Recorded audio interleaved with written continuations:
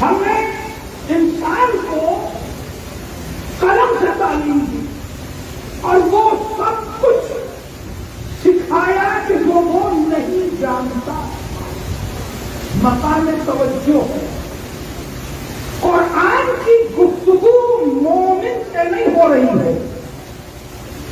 قرآن کی گفتگو مسلمان سے نہیں ہو رہی. قرآن کافر کو نہیں پکار رہا. قرآن مشرک کو نہیں پکار رہا ہے. قرآن اپنی آنے والی زمین کی پہلی ہی آیت میں انسان سے گفتگو کر رہا ہے.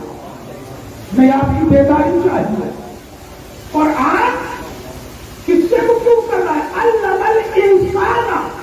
میں نے انسان کو تعلیم دی ہے. قرآن انسان سے گفتگو کر رہا ہے. یہ عجیب بات ہے. بات عجیب منزل پر ہے. بہت تیز چلنا چاہوں گا. یہ عجیب بات ہے کہ یہ کہا جانے لگا قرآن مسلمانوں کی کتاب ہے. اور جو ہے قرآن مسلمانوں کی کتاب ہے.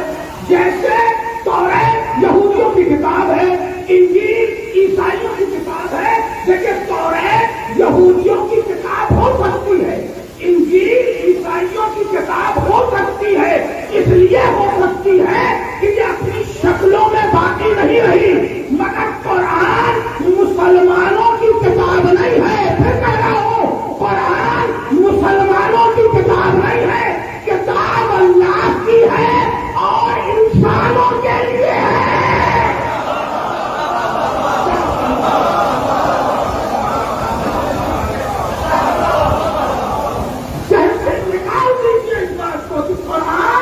مسلمانوں کی کتاب نہیں ہے, کتاب اللہ کی ہے اور انسانوں کے لیے نازل ہوئی ہے.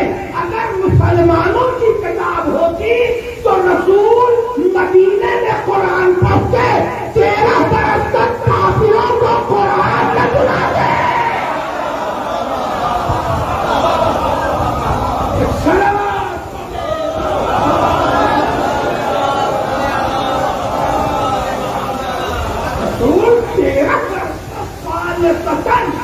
کفار کو قرآن سناتے رہے.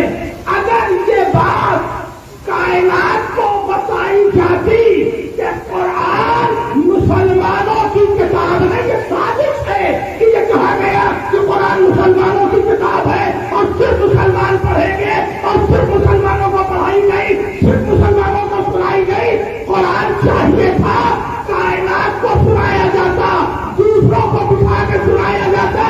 اگر قرآن کو انسانوں کی کتاب بتا کر جو اس کا حقیقی مرتبہ ہے انسانوں کو سنایا گیا ہوتا تو وسیم رشدی جیسا آدمی پیدا ہی نہیں ہوتا.